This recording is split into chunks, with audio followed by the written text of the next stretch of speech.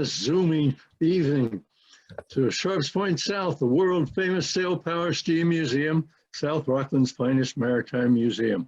I must admit we've got a little bit of a technical problem here because I'm so far in the boondocks, my house is so far in the boondocks, I don't get very good reception, and sometimes the pictures are delayed. So you may possibly have a little delay when we switch from one picture to the next. We're here in the suburbs of Camden, beautiful Camden, Maine on Penobscot Bay, doing our zooming. My wife is behind me, Meg. We're the founders of the Sail Power Steam Museum, and we're going to start out here. Kind of just continue on. I have a message there. There, I guess that's gone. And we'll switch to the next picture, which is Captain's Quarters. Yeah, I have to delay a little bit, let this come up. So anyway, this is Captain's Quarters. This is a picture of probably the most dense population of schooner captains in the country right here. You can see Dan, could you help a minute?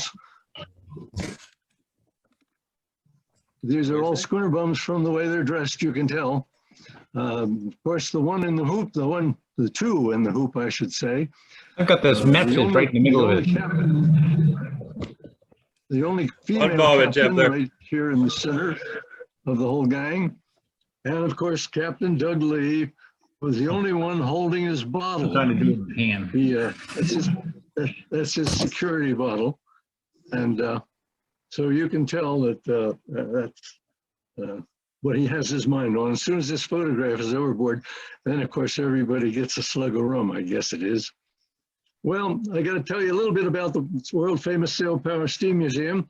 You have to sit through this commercial first before we get to the heft of things, but that's what one of the penalties we all have to pay. Now, this is the old picture of the museum. You can see the museum on the left-hand side there, the cluster of buildings. And over on the right-hand side, our schooner in the dooryard there, and a field right behind it. Well, my God, our museum is so solid full of memorabilia now that we had to do something drastic. We decided we had to build a new building, and in that great open space there, we decided we'd fill it up with a boathouse where we could store some of our boats on display. We have 20 different sailing vessels, little skiffs and a different kind. We have Harrishaw 12.5s, we have Friendship sloops and so on, and we have no place to display them. So now we have a beautiful big building. Well, the first thing you have to do when you start to build a great big building is get a backhoe. So we got a backhoe. This, of course, is right in the middle of the COVID problems, and we all have masks on. Even when we're outside, we have masks on. And the old backhoe, of course, went to work. And for a solid year, we prepared not only the foundation, but all the rest of the structure. And last summer, of course, we were building all through the summer months. And here's a picture of the completed building. Up in the upper side, you can see the structure being built, the framework up there. Down below, a beautiful fall flower right there, and our flag's flying over the new building. It's completed. This was just a couple of weeks ago. We took that picture, and sure enough, we're now almost ready to finish the interior and get the boats moved in so that they'll be on display for next summer. This, of course, wintertime is a great time to get in there and do all the painting when it's snowing terrible outside. Joe Cielo, sculptor. He did beautiful sculpture of a vessel running wing and wing right in front of the museum, all solid granite. What a magnificent thing that was. My wife commissioned that for me for my birthday, my 88th birthday. Do you believe that? Don't tell anybody. That's what it was for. That's what it's for. I want to tell you a little bit about our wonderful skiff program, Sail Kids for Free, SKFF, Sail Kids for Free. I get so excited. You've heard, a lot of you have heard this before.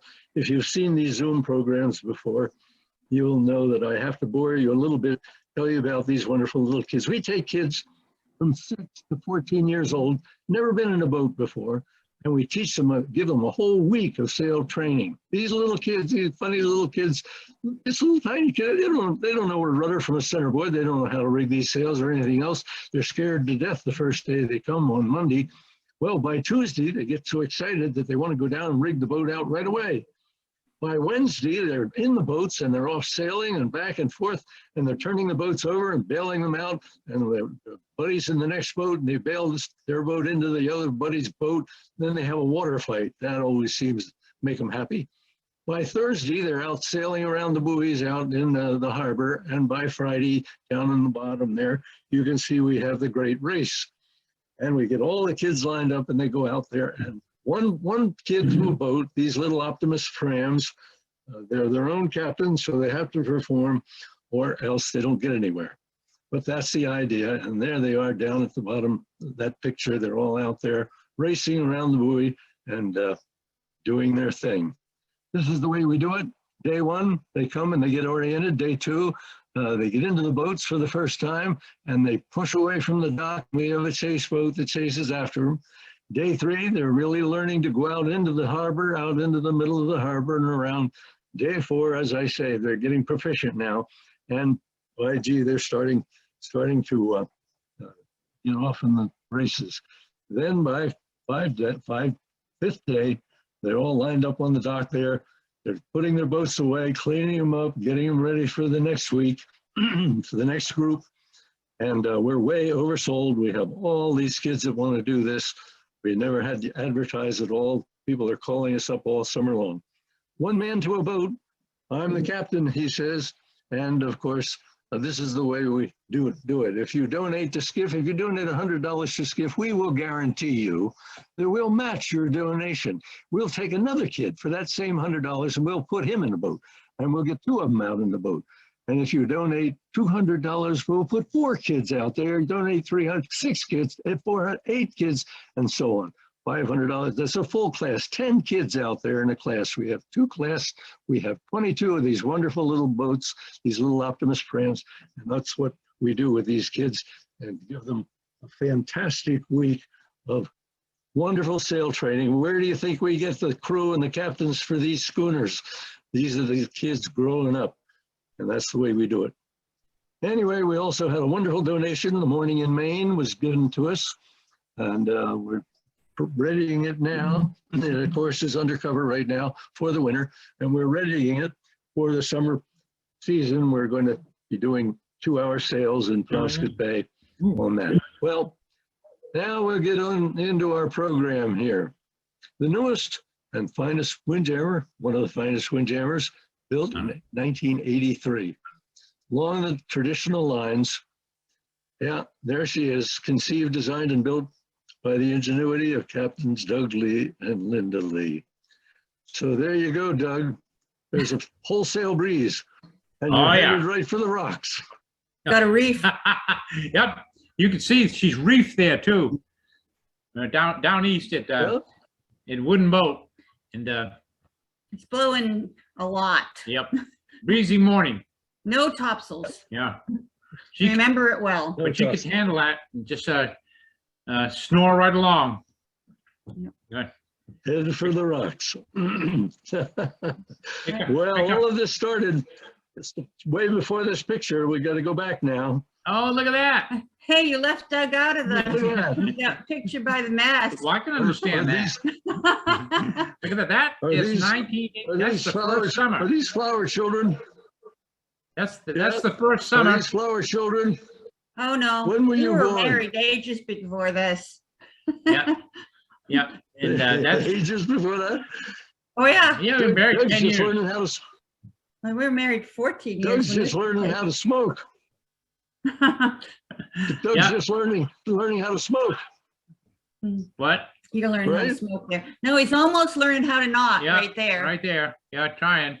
'Cause we had 2 Yeah, babies He's then. learning how to. I said he's learning how to smoke. Yeah, I'm learning. Yeah. Chewing on a cigarette. I was smoking cigars. That's a then. great photograph. He was. Quite a while Well, ago. I put in Yeah, I put in another picture here you'll recognize, and thought maybe you could tell us about that when things switches here. Should Oh go. yeah, that's There when we you go. first came to Rockland, years before Uh-huh. with the Isaac H. Evans. That was our first schooner, and that's the Richard Robbins Sr. tied up at the North End. We now own that dock, and that's where the North End Shipyard is.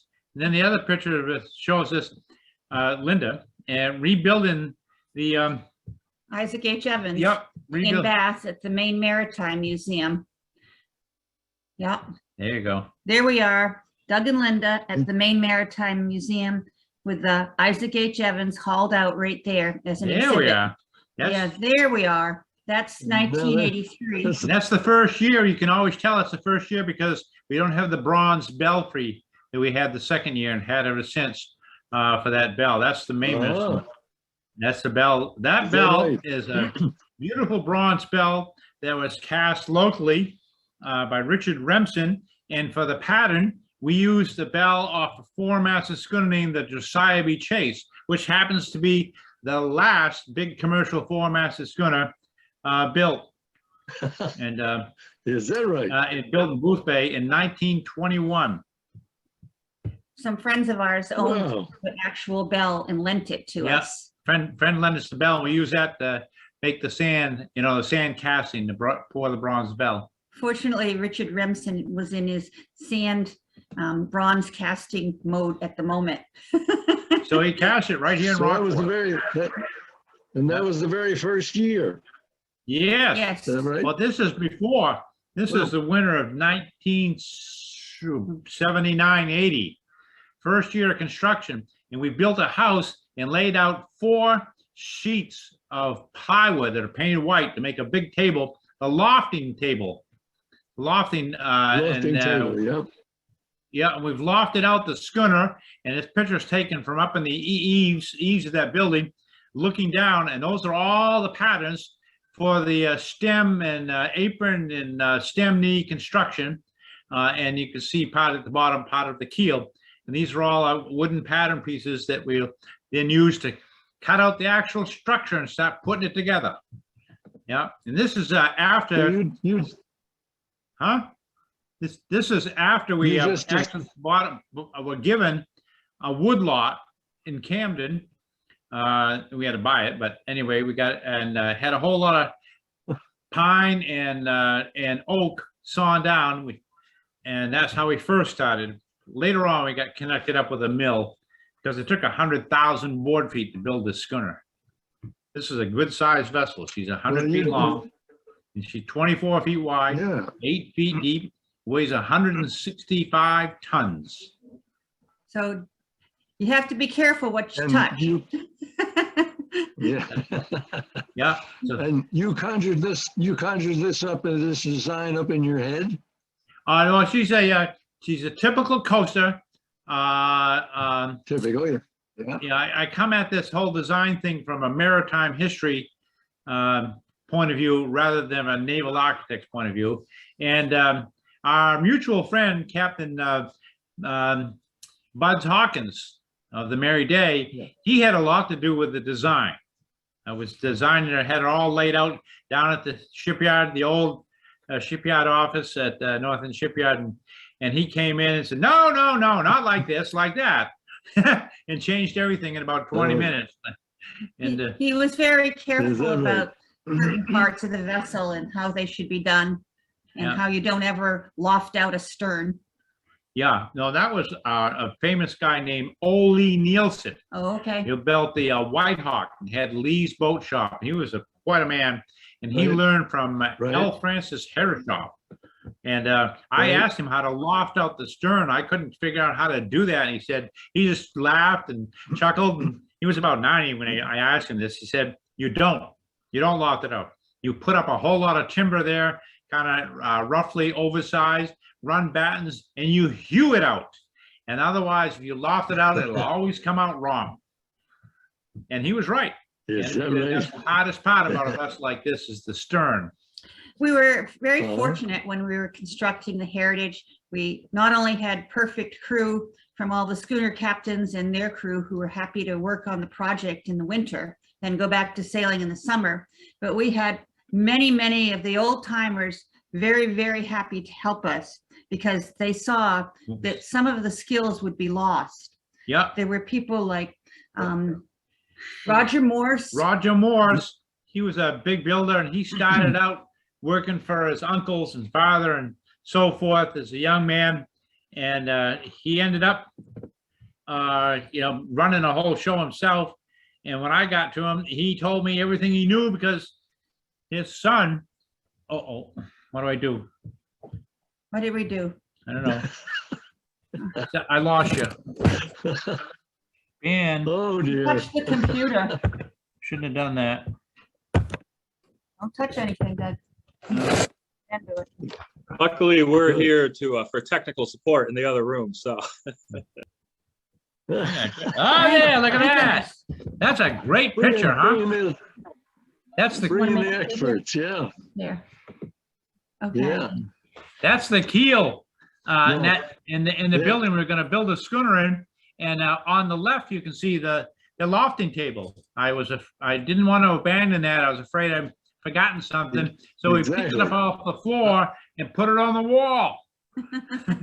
So we'd have it there. I was sure And that's what that was. Yeah. Yeah, and that's the whole keel And the with first, no lead under it, and it's all just painted right. red lead. And way down at the other end, where you can see John Foss and I working. Captain John was very much part of this. He and I and Linda were the original partners, if you like. The stern post is up.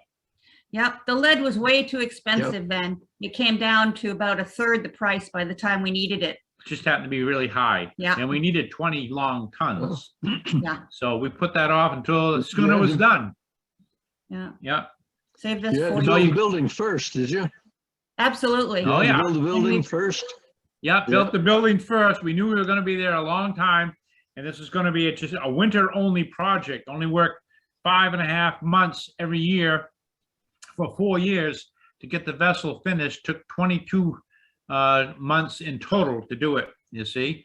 And it's a huge 22. project. I don't know if you can make out there, that's a forklift sitting in the building.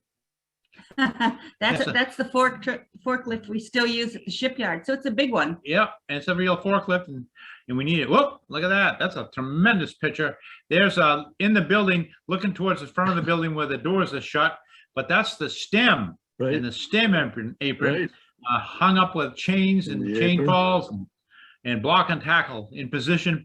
And the stem knees the structure visible behind that extension ladder you see there.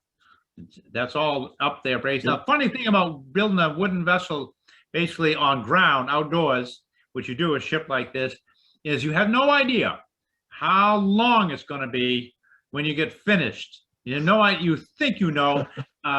What you really know is the length of the keel, which is why in old newspaper accounts and days gone by, building wooden ships, they talk about the length of the keels, so many feet, not the length of the vessel, because you see those braces that are holding that stem up in place and other braces holding the stern post up in place, they move with the frost. Yeah. So the schooner was supposed to be 93 feet and she grew almost 2 feet. Yes. All by herself, She's about 95 feet. just by the stem pitching a little bit, and before we got it planked up, and the stern pitching a little bit. So what you do so that you don't end up with a poor looking schooner is you make sure that the timber heads are extra long in the bow and the stern. And that stem had to run up almost 2 feet longer than we thought we were going to need it, so you would have enough meat there to cut off so that the shear would fare in correctly, because if that stem moves just a few degrees, that point where the shear and the stem come together can grow as much as a foot in no time at all. So that was a startling realization when we knew that, because we'd never built a vessel like this, and there wasn't anybody around that was really active doing it like that. Yeah. Yeah. You had to worry about staying under 100 ton too, didn't you? The length didn't affect that as much as the volume of the vessel. you see? And that's the Sure, 100 gross sure, yeah, I tons. know. And so, you know, a few inches longer or shorter isn't going to affect the tonnage in particular. Sure, no, but before you started, you had to figure out your Oh, tonnage. yeah. We would have Yeah. had a whole different Yeah. set of Coast Guard rules had we been older, over 100 gross tons, including not being able to be built Right. out of wood. Yeah, so you're absolutely right. We had to Right. stay under 100 gross tons. And so we had a measurement calculation done from the plans I drew. And that first vessel, we threw that one in the trash. And It's kind of a Goldilocks story. The first one was too big, the design, the design, and the second set of drawings Too was small. too small, but the third one is what we have. that's right. We got Mama Bear out of that. That worked out just fine, but it's trial and error. You don't know what the tonnage calculation is going to reveal until you design the vessel and the calculation is done of the internal volume, which is the tonnage. And then when you go Correct. out, you're out sailing on your other schooner, and your reservationist takes care of having the ad measurement person look at the vessel and measure it up for you. You just hope that Yeah. it's under 100 gross tons, And the because you don't know. no, you don't know. They're And going to measure, and they're going a few places, and then take the plans and calculate it. And for us, it came out to be 89. 89, yeah, could And, have just as, but we had a lot of cheaters in it. Those are the ribs, the midships, the frames, those big sawn, double sawn frames. Each one of those took a ton of wood to manufacture, cut out, get the shape, each one of those. And those are not steam bent. They're sawn out of solid material, and there are two futtocks, they're called, or two pieces of timber, one overlapping the other, and so forth. Make a total of 13 pieces usually to go to the top of the, up to the top of the vessel, and they're 5 inches thick, so that each one, so that comes out that each frame is 10 inches thick. What you see in the foreground is the planking, the framing floor, The table, the table, Right. and it's about 4 feet high or so. yep, And it's spans the kind of like keel. a big dance floor, Yeah. but that's where you built the frames. You put all those parts up there, and you had marks, and you put them, and you had, what are the names of those poles? Horning poles. Horning poles. And you had to use these things, which we learned about. It's just how you line up all the pieces, at that point, random pieces for any particular frame, and get them all aligned by swinging diagonals using a horning pole. But that table is very important in the building, and it brings us back to the very first photograph you showed. Was a whole bunch of schooner captains on our frame-up party when we put the Very first frame went up. the first one, the first full frame, which is, see, there's 4 up there. That's the end of the first winter of work. But the aftermost one that you're looking towards the stern was the first frame. We had a big party, and that photograph showed all the known active schooner captains along the Maine coast that were sailing big schooners, whatnot. And we had a whole team building these frames, or I would cut out with a couple of guys, and Linda, she ran the ship saw. So we could tilt the, I'd crank the protractor crank, get the bevels of the frames. stand on the saw table. We cut out all the pieces of the frame and take them out on the framing floor. And Captain John Foss, our partner in the shipyard, he had another crew, and they would put them all together. And then when he got one all done, he'd yell, "Frame up!" And we'd all trot out and help slide it down in place and stand it up with block and tackle, and what, secure it to the other frames and fasten it to the keel, and go back to making another pieces for the next frame. And there are 80 frames. So eventually we got it done, got it all framed up, and you must have a photograph of what that looks You like. always start, Excuse me? you always start in the middle. No, you don't. I understand. You start way back at the aft, the stern post, and those few little frames back there. But you really start with the very first full frame that goes across the keel. The space back aft is where those are all half frames, and they'll be put up later. But we built the framing floor right across the center of the vessel where the centerboard trunk's going to be. So And so those we- are going to be half frames too. So you see, so we did the frames aft, the full frames that were necessary in the vessel after the centerboard trunk, and then turn around and then the ones forward, and then took the framing floor apart after we made the half frames in the middle. They're not full frames because you've got a centerboard trunk going down alongside the keel, which would cut them all in half. And the half frames for back aft, you see, where there aren't any. And again, if we could turn around up forward, you see. But and that's how you frame her up. And in the olden days, you had more space. You would have the framing floor set up way up forward, and start back aft, and there's back aft, but start back aft and work all the way to the stem. Take the framing floor up, and stand up the stem. We didn't do it quite that way because we were restricted to working in the winter inside our 100-foot long building, which, by the way, wasn't quite long enough. But Especially when that stem moved. that's me, and that's the stern post behind that mall, standing vertical, and that's called the oh my God, that's the devil timber. That's the counter timber. That's where the hood ends from the underwater planking, the hull planking, come up and meet the stern. So that's a lofted out timber that's got a shape to it, but not pretty big. And those that's business underneath. Those are oh my, those big timbers. Feathers. Yeah, they sometimes call them the feathers, but they're big timbers bolted to the stern post that hold that whole thing up. The horn timbers, that's what they are. Those are the horn timbers, the sisters, and the space in between down there at the bottom, it looks very dark. That's where the rudder's going up through. That's the rudder. That's the rudder port up there. And we're looking at frames back here, all set in pentachlorophenol grease. That's the black. Yeah, that's back. We were able to use a very, very high-powered, beautiful wood preservative building this vessel. And as a result, there's been after 38 years, there's no deterioration in this vessel at all. The surveyors are always amazed. There's never been a plank replaced on this schooner. There's never been we've replaced a few deck plankings and cabin top plankings.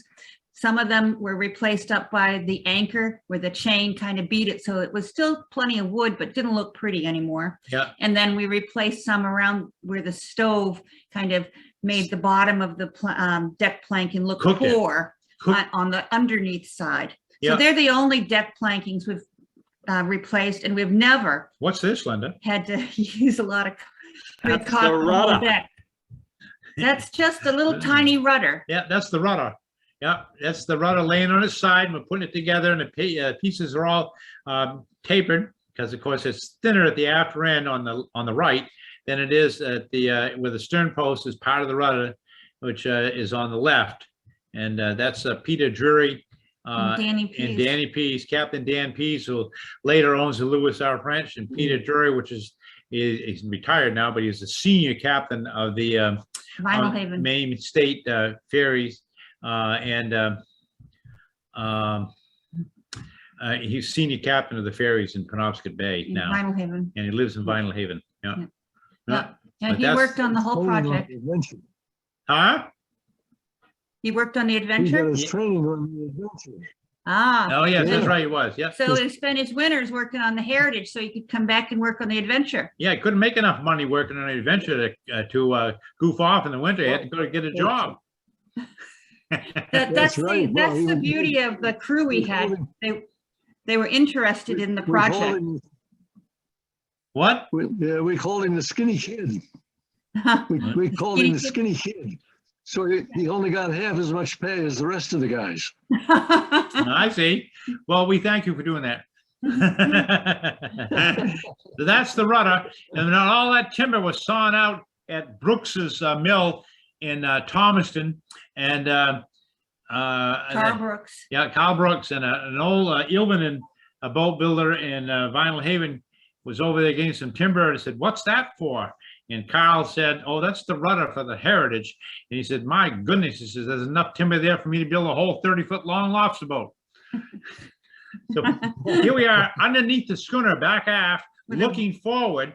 And now it's all those clamps and wedges and whatnot. We've just steamed on the first plank, the garboard on the port side, starting from the stern. And that's a very long piece. It was like 20, Close to 30. almost, yeah, 28 feet, I think.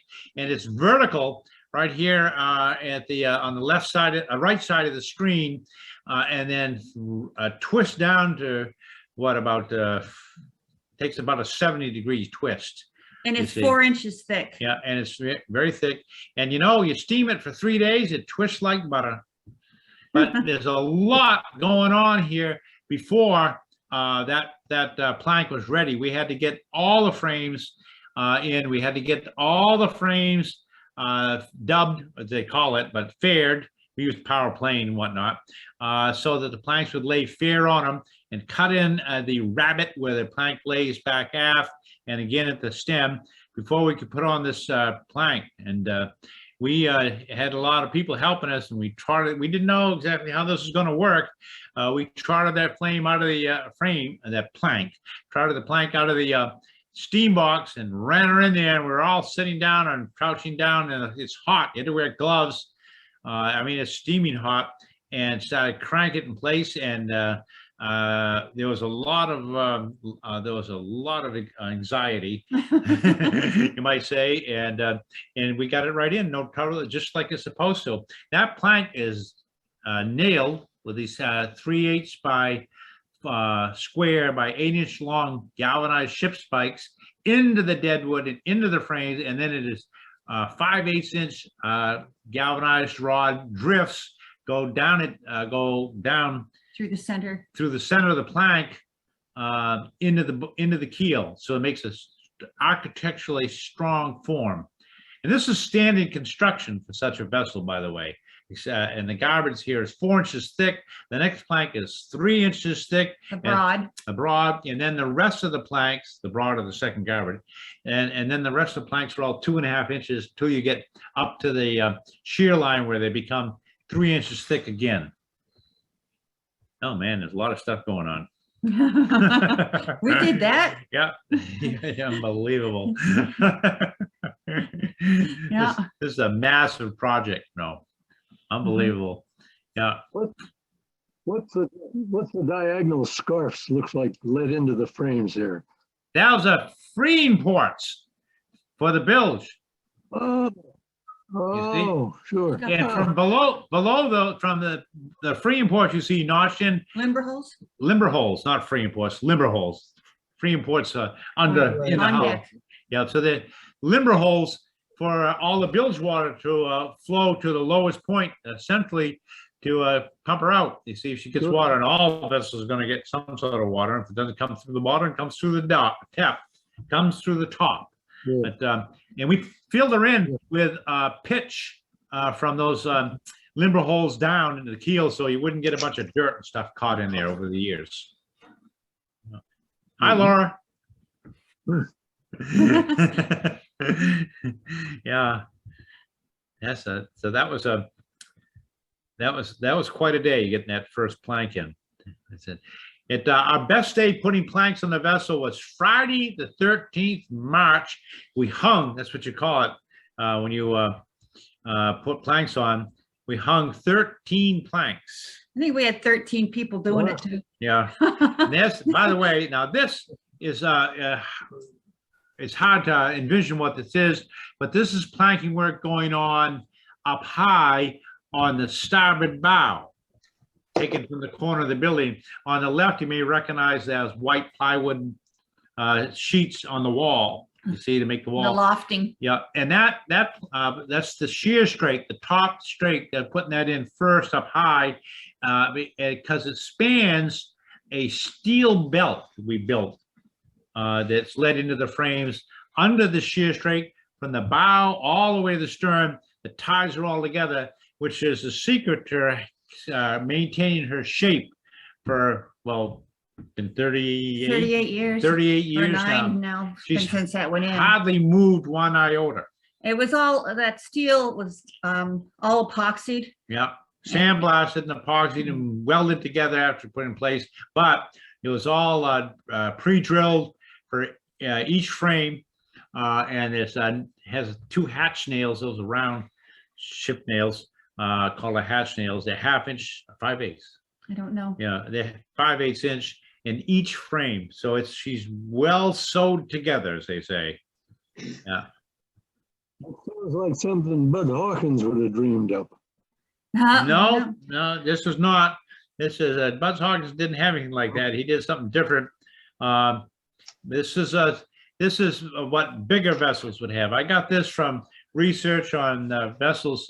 They were built at the Percy and Small Shipyard in Bath, Maine, and I knew that they what they call them anyway, hog straps. Yeah, hog Yeah. strap, Yeah, to keep them strapping, strapping. steel strapping. Yeah, and so it had been done on some vessels, but nobody had ever done anything like that on a vessel of this size, of the Heritage size, which is and is relatively speaking in the history of sailing vessels, pretty small. They built some of these vessels, you know, as you know, 3 masts, 4 masts, 5 masts, and 6 masts, and they were monstrous. And see, Yeah. Yeah. Yeah. Bud's always talked about putting hog rods on Alice Wentworth. yeah, he had hog rods in the Merry Day too. Yeah, and but this is a Yeah. better way because that piece of steel is 1/2 inch thick by 5 inches wide. So it's a belt. Oh, That's my what it really God. is. You see? Yeah, that's utterly amazing. Yeah. You know, it was. Yeah, Yeah. it was. We had to take a steel plate and you know, make it spile it out like you would a plank because you couldn't edge set that steel. It was only gonna bend. It wasn't you know by the flex of the steel, not up and down. You see, a plank Yeah, that's right. you can steam. You have to spile it, shape it, and you can bend it in place. But you can edge set it too, to a certain extent, using clamps and mauls and wedges and such. Yeah. But you can't do that with the I had steel. no idea we did that. Yeah. Yep, we snuck it in, didn't we? Yeah. Yep. Absolutely fantastic. That'll save her. Yeah, and we always made sure that as a safety precaution, we always were really careful with the ramps going up to the schooner. They were 3 planks wide and all the staging was, and it was 3-inch plank, very wide. Ooh, it's On gone lots of- there. Yeah, on lots of solid framework. Now you can see this is back under the port quarter, not too far from where that picture was. We were working on the stern structure, but the stern planking is in the lower left. Is coming up, and the shear strake is at the top. And with plank down, you see, and there's a bead in it. There's 1, 2, 3 strakes here that are 3 inches thick, and then it goes back to the 2.5 inches. We're right down to the last strake, which is called the shutter strake. And the last plank in this is called the shutter, and that then should be completely finished planking. And all you have to do is sand it and plane it all down smooth. Oh boy, every next step was a huge job. Yeah, the part of the problem of finishing something was that you had to figure out how to do the next step. You see all those We didn't know how. all the holes in the planking are where the nails are in there, countersunk, the fastenings, and over those go wooden bungs, oak bungs. We had to I think there are some down there on the lower right. right, Bungs. yeah, and they had to and they're not glued in. They're put in with a paste of bottom paint and seam compound, so they'll come and go and swell with the planking. And there were a lot of those. I forget which, it's 100 pounds of nails, the fastenings, a strake. Each one of those lines of planking that goes from bow to stern is called a strake. You know, so We had 3 gangs hanging planks. I guess John had one, and Hattie Hawkins did, and Doug did. yeah, and each of those gangs were making a plank for a different spot along the vessel. So they had to make a pattern that's called spiraling the plank, had to shape it for those. But the secret to building something like this is the planks are narrow enough so you can edge set them. So some of these planks had the right shape, but had even an S shape in them because the timber had an S shape. So you followed it right along. So you weren't cutting across the grain and then steamed it, and you could get it in the space. You could just edge set it. In other words, you might start the plank where we see the gap here, the shutter strake opening, and get one end in and then force it up to get the other end in, or down in the middle, so forth. In other words, because it was hot, every single plank on the vessel was steamed.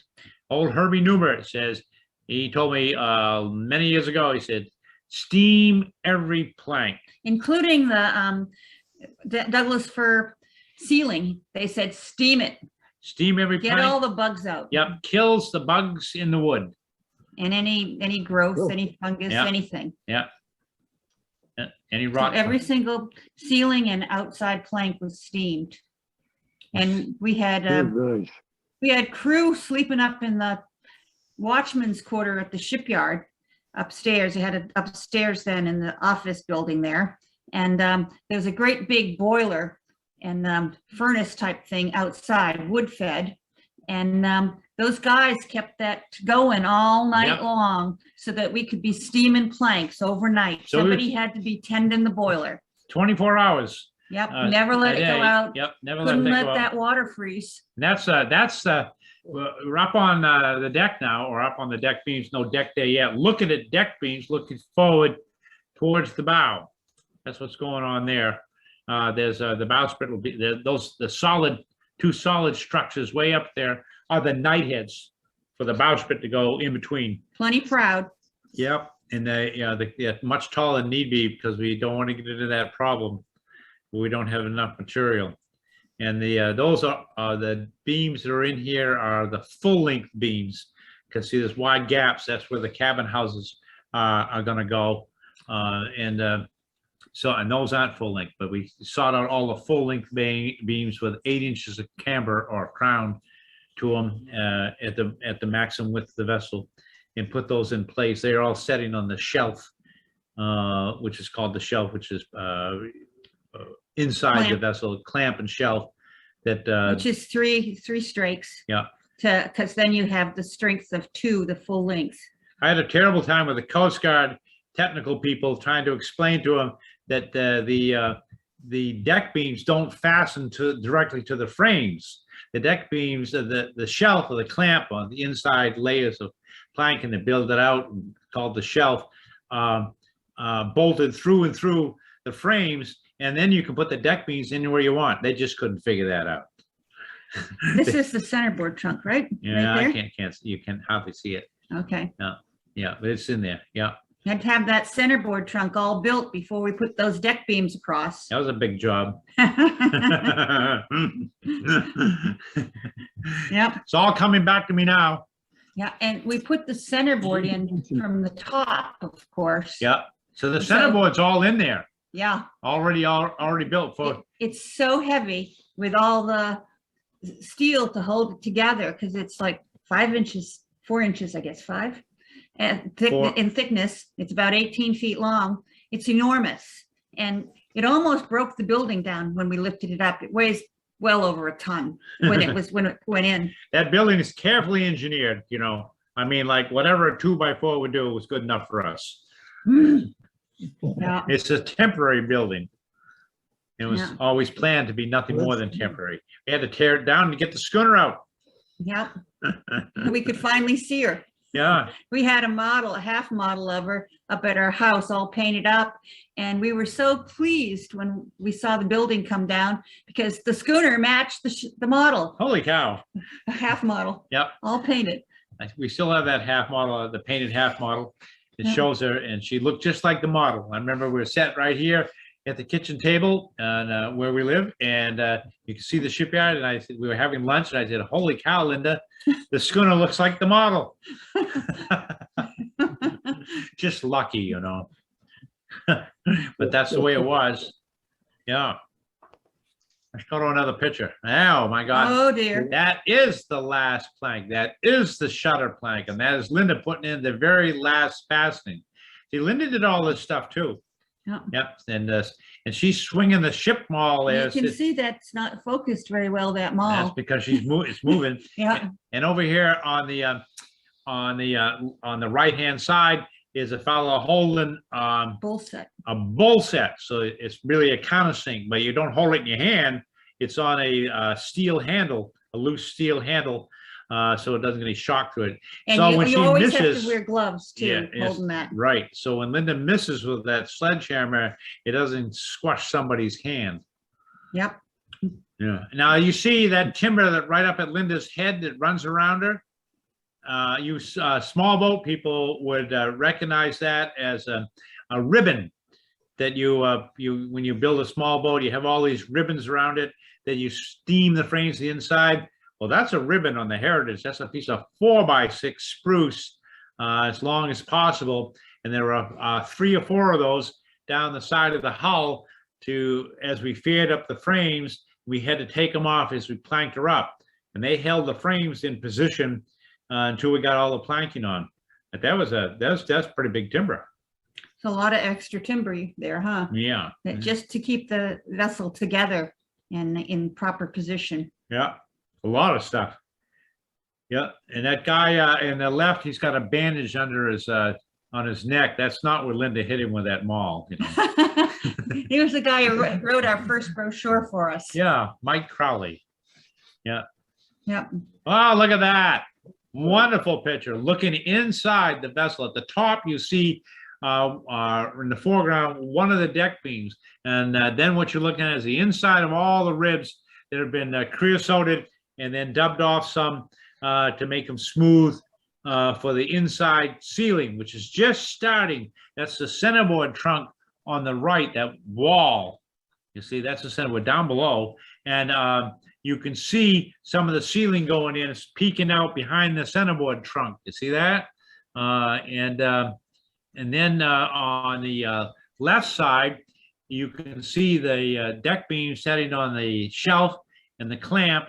And then down below are blocks that are like a straight of blocking with air spaces between them, separations, to allow for future ventilation for all those frames, because she's going to be sealed up with sealing. She's got plank on the outside, sealing on the inside to make it very strong, kind of like a corrugated cardboard box theory. The frames are the corrugations. So that makes it very strong, and that's typical, vessel construction. But if you don't have ventilation in there, eventually you're going to have rot.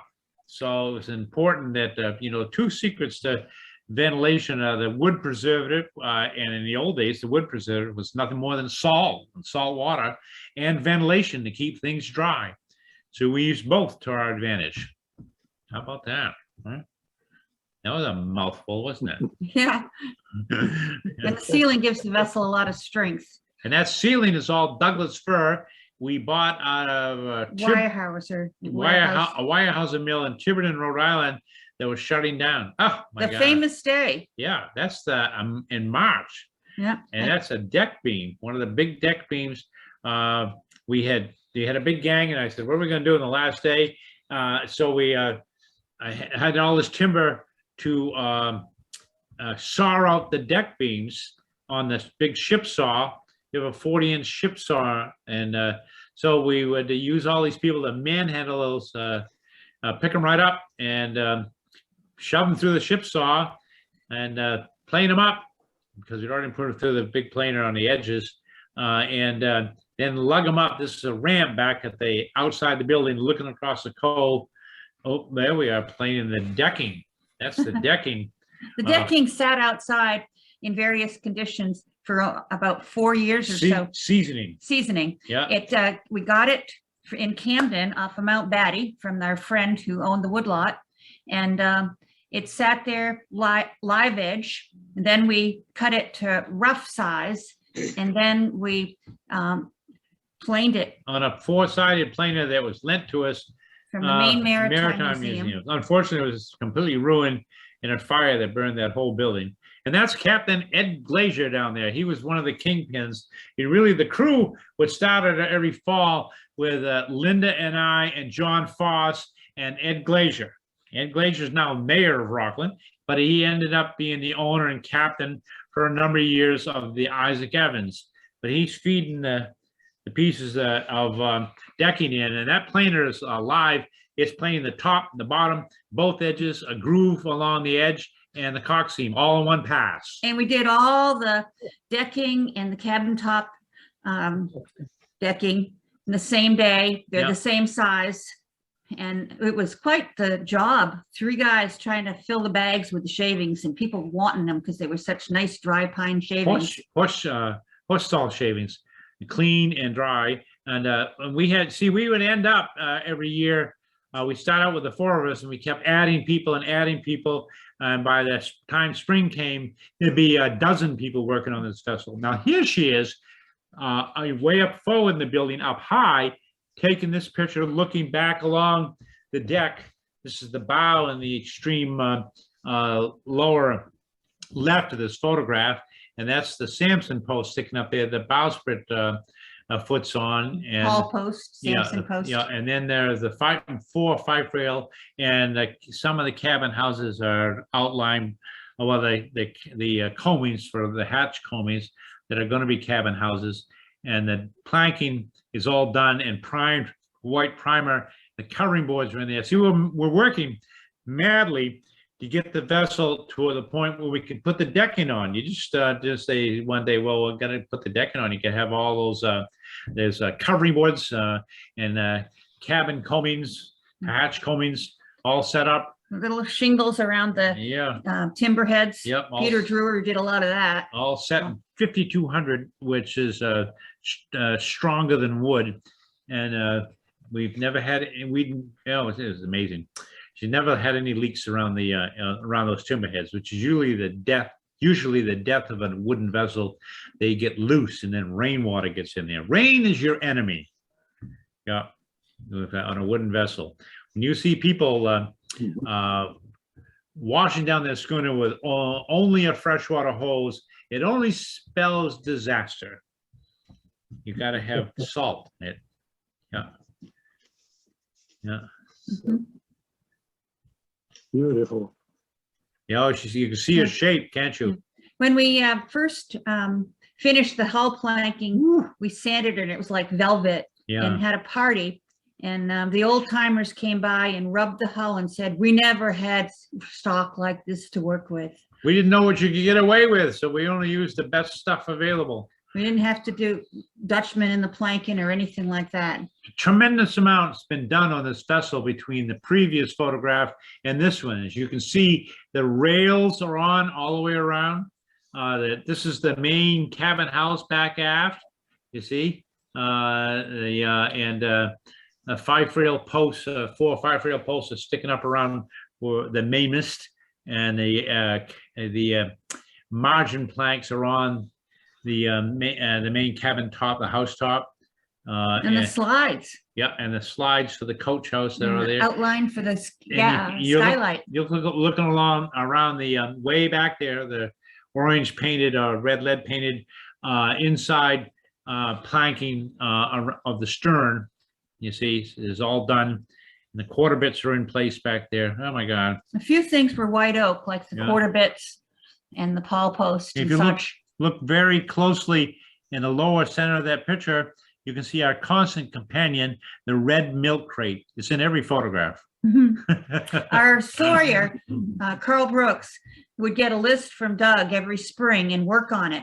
And so when it was time to find the rails, he would get pieces of timber oak with a nice sweep to them. When it was all done, I asked Carl, I said, this is pretty good material you got. He says, yes. He says, when you agreed to buy all the oak you needed from me, which we did very quickly, he put out the word to these log suppliers. He paid extra for full length tree logs, not, 16 footers. I mean, the typical woodsman, he gets a 20-foot log and but it's got a bow to it, and he whacks it in half and gets two straight looking ones 10 feet long. Well, we needed that 20-foot one, and we liked the bow, so they put in what was called a top saw. He had an old-fashioned circular mill with a 5-foot blade and a big huge Caterpillar engine running it.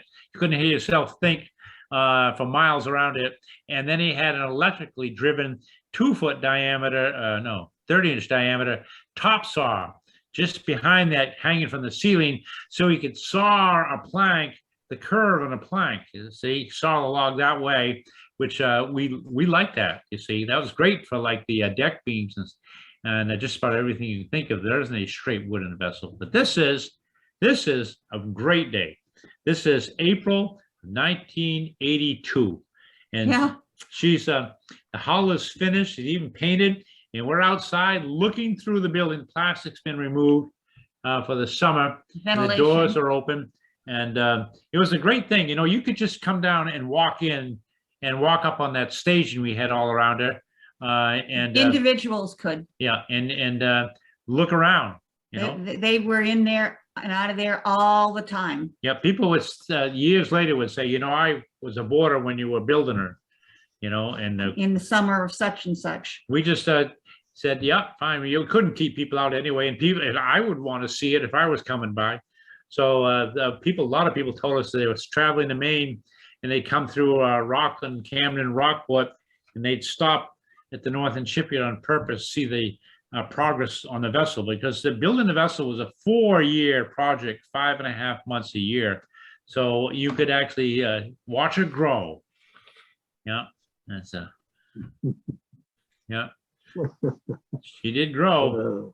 It was wonderful. Absolutely amazing. In that it's dark in that Absolutely building amazing. now. Just that building that was so light and airy when we started is pretty dark, as you can see by that photograph on the right of the looking up at the bow, and that's the donkey engine, the 6-cylinder 1-lunger that we still use. It's an International Harvester Model M, and it drives hydraulic pumps to hoist sails or to turn the anchor windlass to haul back on the chain. And the photograph on the left is the steering gear. We bought a steering gear from Lunenburg. the Lunenburg foundry. One of the last things they did before they closed the whole operation down.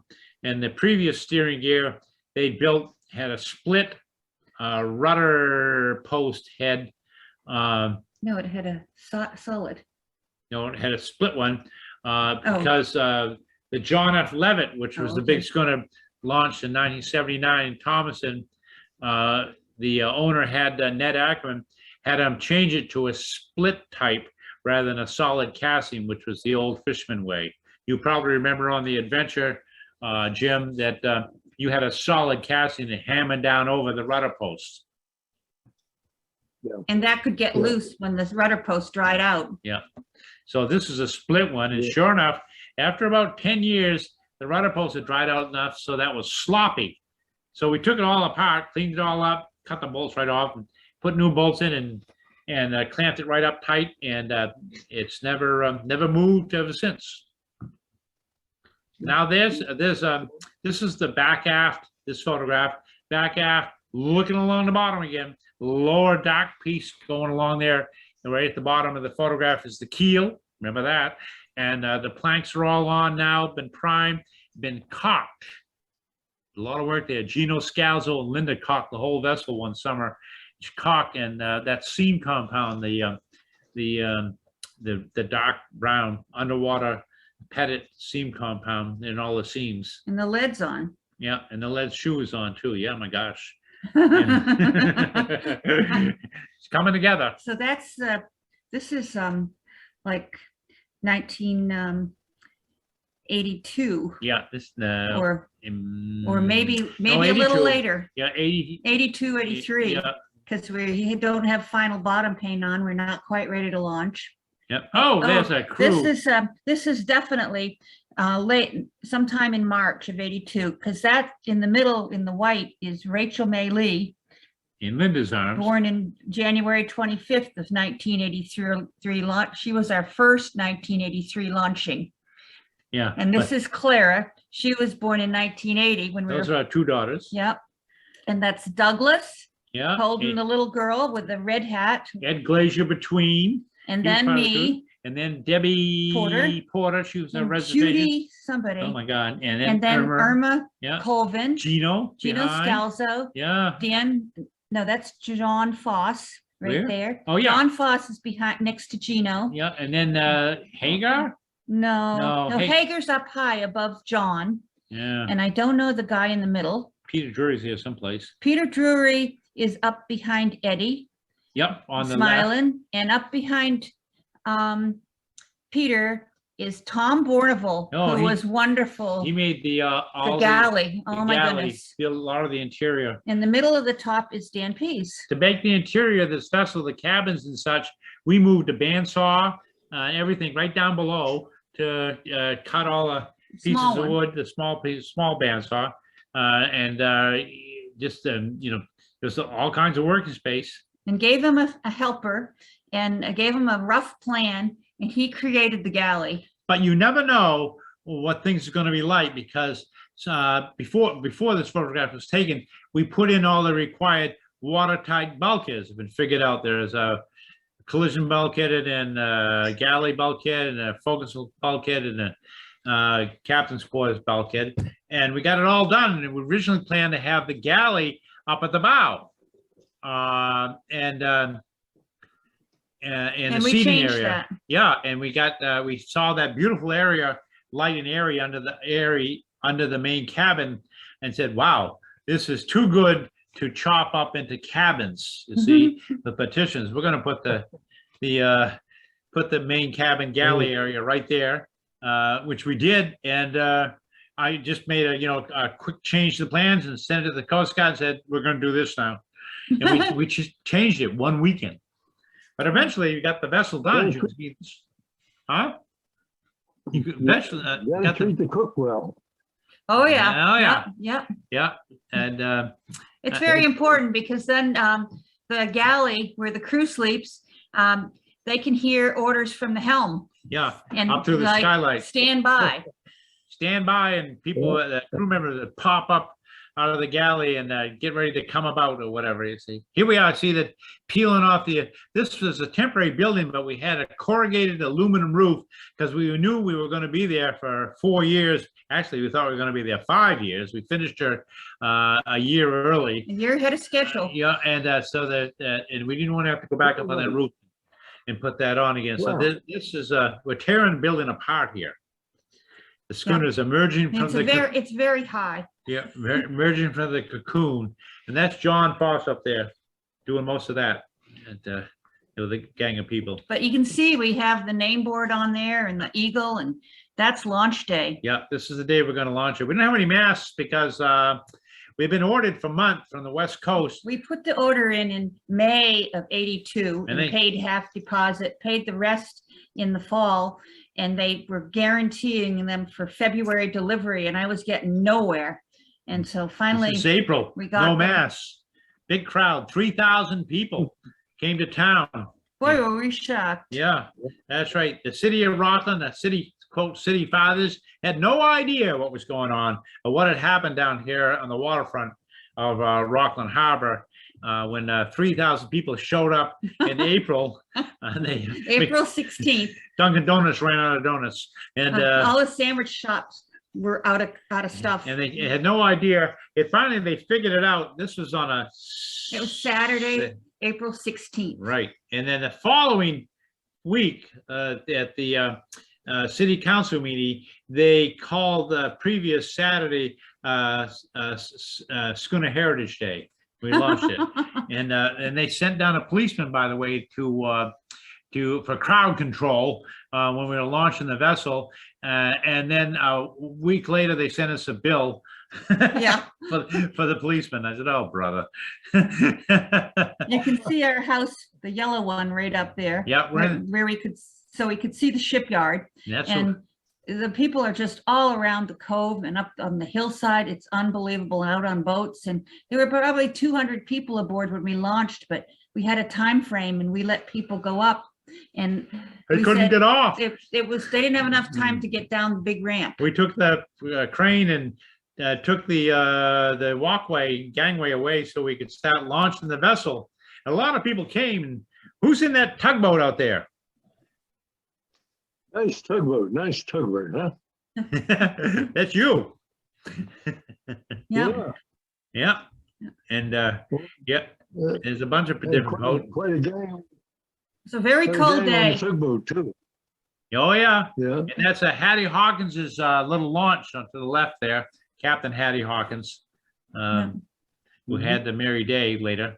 No, at that point he has the Merry Day, Mhm. and it's quite an event. And we tried to let the railway go and let it just fly down, but the railway was pretty flimsy for this size vessel. We hadn't really built it.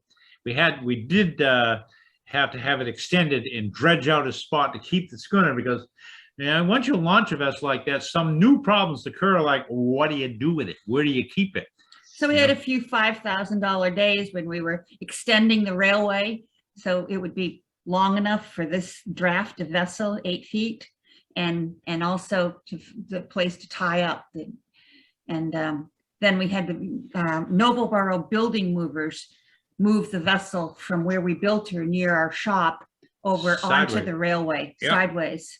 So there's Art Henry's big crane, because he doesn't have that crane anymore. They do everything with hydraulic cranes, but this is 1983, and he's picking up the mainmast right there. Oh, by the way, the mast finally came. They came in on May 12th, and we put them in a week later. Yeah, We had things ready to go. We had to make all the mastheads. We had to make put do the the ironwork gaffs on. and spars, put the ironwork and the jaws on, and Don't forget to everything. put those mast tubes on. mast tubes, saddle, everything.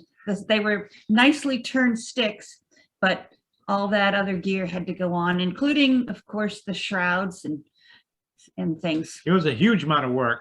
We hoisted the mast with the shrouds on and the blocks all in place to get it done. And it was easier to put all that stuff on down on the ground. There we are doing some of it. And there's Ronnie Hawkins, Captain Ronnie Hawkins, and we just set the jiboom in the place on top of the bowsprit. Yeah, so she's getting a lot of rigging done. That was the first time we moved her away from the dock. We had to move her down the wharf a ways where we could get a crane that Close size in enough. it. Yeah, Close enough. Yeah, yeah, Yeah. And, So we moved her right down there and back. yeah. And the Art Henry, he brought he supplied the crane and whatnot. See the picture on the left, that's launch day early in the morning with our crane. And that's we're launching, the first launching that day was the brand new yawl boat for the Heritage. Yeah. You see, and then the other picture is Linda pushing under the stern using that yawl boat. Actually, she's got it in reverse, trying to get us out of trouble somewhere. Yeah. But that's Linda always ran the yawl boat, which was wonderful because I could stand on deck and tell her what to do. He loved that. Yeah. Oh, there she is, sitting there looking pretty. Yeah. Yeah. Yeah. We have the Isaac Evans and the Louis R. French and the J&E Riggin All, at the outer docks. she hasn't actually, she's not all rigged yet. You see that? She said, this is just well, this is launch day later in the day. I No, it guess. isn't. Why not? The master. Oh, yeah. Okay. This is not launch day. The mast, It's this is late, that. it's getting to be late May, Because see, this is after the crane. You put the masts in, the booms and Around- gas and jib-boom. around the 19th of Yeah, May, and now we're 83. starting to get a rigged, as it were. Yeah, and up there Oh, she is, that's when we're getting the first sails on. bending on sails. Yeah, Yeah, you can see we have quite the heavy wooden ramp going out to the middle of the cove. and I think it's a crew member up there greasing the foremast, slushing it down. The headsels are on. We're starting to think we might actually go sailing. We couldn't have our topsail until mid-August of that year after the stability test and the Coast Guard considerations. So we put it right on when we were in Vinyl Haven Harbor, Yeah, yeah. First time Carver's Harbor. sitting in Carver's Harbor. Yeah. But there we are leaving the dock. Isn't that incredible? Both topmasts up now. Mm-hmm. Yeah. Yeah. And this is a nice picture on the right. Shows one of our three side boats. That's Lois Lane. Mhm. And the yawl boat's called Clark Kent because, way back when yawl boats first came along, when they put engines in their yawl boats, they named them after mythological creatures of strength, like Hercules, Atlas, Zeus, Titan. So we figured new schooner, modern day schooner here, 1983. We ought to have a modern day mythological creature of strength. And what better name than Clark Kent or Superman, because of all those movies and the comics. It worked out. Still called Superman. There you go. That's a nice. Who did that? That's a nice Captain color Duggan. drawing of all the accommodations. Yeah, and there I am. Working on the donkey engine. Yep. It's continual fiddling to keep the donkey engine going. That girl that's with my- the blonde hair is our younger daughter, the one you saw me holding in the white when we were just getting the schooner ready to launch. She has the captain's license, and And this, she's got blue gloves on.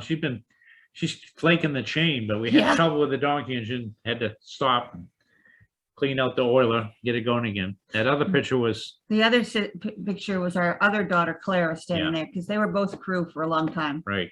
They grew up on the schooner We every started summer. sailing with this schooner in June of '83 with a 4-month-old baby and a 2.5-year-old, and they always sailed with us, except when they were in school. Yep. Until Went they all the grew up. time. Clara was shocked when she went to school, Kindergarten. that not everybody's mom and dad didn't have a schooner. She thought everyone spent their summers on a schooner. Yeah, Oh, that's Dougie. yep. And that's the schooner doing her thing that she loves to do, get water on the deck and Yeah. thrill people. That's actually a pretty stormy day. The Lois Lane is swung inboard on the side of it, so she won't wash away. Yeah, so we can do that with both the big side boats, Lois Lane and Archie. We show everybody that photograph except the U.S. Coast Guard. We don't want them to know that's happened. Oh, there we are. Going under the Deer Isle Bridge, looking aloft. See that? This may be our daughter Claire. I Yeah, don't know. She I loved know. to be up there. Right, yeah, and that on the left photograph on the at the four topmasts, they're housing the topmasts. Have to take the topmasts down, lower them down in order to get under the Deer Isle Bridge. Otherwise, we won't fit. Yep. It's 83 feet at high water, and we're 81 feet. The mast is, but the clearance is a lot less than that. Because of the topmasts. Yeah, 102 feet to the topmast. Yeah, that's how high it is. So To we the top of the flags, we 102. never go into the Deer Isle Bridge if the tide was 10 feet or more. Okay. We were really close a few times, I'll tell you. Yeah, we've learned that you turn around, take a tack, go back, waste an hour and come back, and the tide will drop enough so you can go under. Yeah. But And that so was it's part of, coming in, from it's blowing. Sometimes you get more tide than you expect. she's coming in from the easterly, you sure Yeah, do. from the east. Here we are. We're gonna go off for a lobster bait, or go ashore. All the people are in Archie. That's the big pulling boat that Carries 18. that we use to take everybody ashore. And the other two photographs, who's that down in the That's lower? Clara That's my daughter Clara. and Linda. Yeah, and Linda Lou. And that's me back at the wheel, my signature red cap. And there we are. This is what we do. She's built as a commercial venture, built to take people on windjammer cruises, weekly cruises along the coast of Maine. And one of the most important parts, we all know, is stopping at an island to have a lobster cookout on a deserted beach. It's way fun. Yeah. Yeah, Yeah. yeah, it's just great. They were getting the lobsters cooked. Yeah, Oh, there she is sailing. Nice picture. Yeah. Looking beautiful. Yeah. Yeah. Well, the fella Nat- said she looks the part. Nat Wilson made all our sails except for the first set. And he likes a picture like that where you can see them all. Yeah. The first suit of sails are made by Henry Bondell, And they were Vivitex canvas, and we split the foresail, They were yacht cut, and yeah, I kept tearing the sails tore it in apart. half twice. Yeah, but we tore some other sails in half and apart Oh, too. yeah. Ripped the mainsail in half one day off Castine. That was a bad day. Oh, here's Linda towing us out. That's we're at our dock in Rockland, looking across the cove, and that was Linda with the two Two little girls. girls were in the Yeah. bow of the old boat. But eventually we come back for every cruise and get a big group picture of the big crowd that was on board of 30 people, plus all the crew, Mhm. and all lined up. And let's see, are you there, Sammy? I don't know.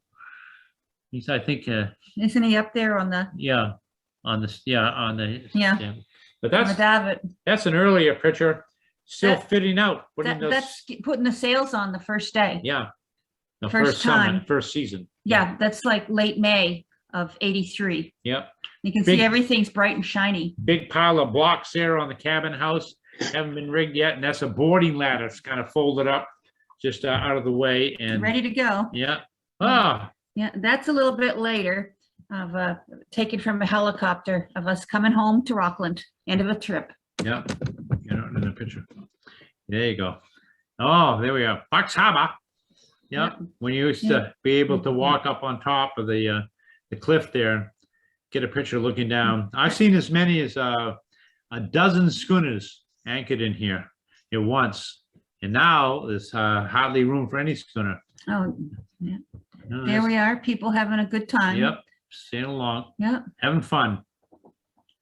Huh? yep. Oh, up in Oh, really? After 37 years, huh? something happened then. We got, as you can see, we got old. We got old. Oh, That's a retirement party. And we turned the vessel over to Sean and Ben. Hi, Sean. Hi, Ben. Hey, here we are. Yeah, that was, You- that party was a little over a year ago in September. That's of- our retirement party. September of 2020, right at the Rockland Golf Course. It was wonderful. I'm all worn out. The schooner won. But it's been great. Wouldn't have changed a thing.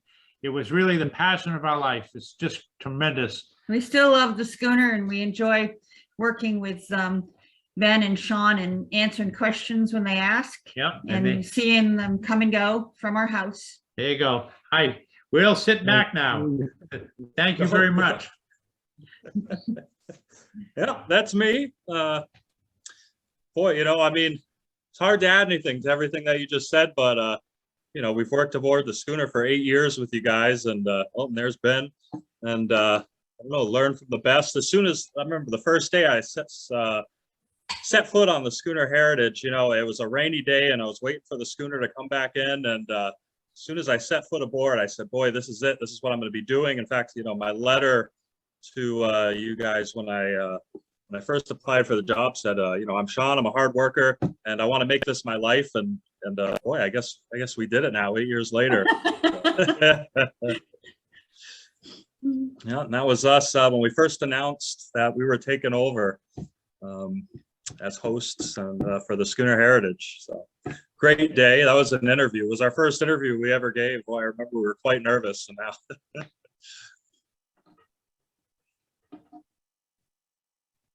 Winter cover on there.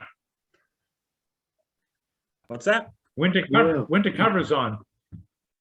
Yeah, Yeah. it's going on. Yeah, I guess that would have been, we were putting it on there, huh? Yeah, Oh, looks yeah. like it's going on. Yeah, Well, that was 2020. That was the year that never happened. that's right. Yeah, so that was Right. the end of the season. The cover was going on. Boy, that was a sad year for everybody not being able to go out sailing. And it was a hot summer. Of course, we say that we wouldn't really know because we were always out on the bay and it's so much cooler out there. And that year we were on shore, cutting down trees, doing landscaping, of course, working on the schooners. We worked on your house too. But yeah, we thought we were going to die. We said, boy, we got to get out sailing or we're all going to melt. Yeah. Boy, here's the galley. I spent many years cooking down there. It's a beautiful space. Nothing better than taking a nap in the galley with those skylights open and the sun coming down and a cool breeze to put you at rest there. Oh yeah, and we like to think that we learn from the best running a windjammer, and they say they're retired, but Doug and Linda are still right up the hill, so we'll be in the middle of outfitting I'll run into a problem. I'll just walk up the hill, walk into the garage where Doug's swearing at one of his cars, and will say, "Hey, Doug, come look at the schooner with me." He says, "Okay, let's go." Boy, that last picture was Ida when the remnants came up, and boy, she sailed quick that day. You guys were on board that day, actually, and I think we came about and started headed downwind. I think we clipped 12.5, 13 knots, something real quick. That was our top speed Yeah. for the day. Yeah. What a day. Schooner The game schooner there. jam. The whole fleet tied up. It's lined up. We got 9 schooners in the association now. Must be mute. And, never been better. Great times. The best Yeah, sails, amazing. it's when all these schooners get together and you can see everybody just cruising along the bay, everybody in their element, doing what they love. And those are the sails that you really remember. They were always my favorite, as crew and as captain as well. Just sailing close proximity with all these great historic vessels. Oh, no. Got to go sailing again this year? Yeah. Yeah. Doug, really appreciate attraction. that. What a great time. Oh, for the museum. We spent an hour and a half already, and my God, it just went by so fast. That's a wonderful dissertation, and I'm so excited. I learned a lot about that schooner, and you new guys, Ben and Seth. I mean, that's so great to have you young guys coming and taking these vessels over and doing the thing. So I'm A gonna have labor to of love. conclude. Yeah, oh my God, it's gone by so fast here. No, thank you. Thank you for putting this all on, Jim. Yes, thank you very much. Oh, thank you. Thank you for coming and doing all that. This is going to be on YouTube. Doug, you're going to be on next 100 years. People will be able to look at you on YouTube and see those whiskers and hear these stories. Yeah. We had to cancel Nigel's next Zoom on Heron because of medical problems. So we hope we can do that after the first of the year.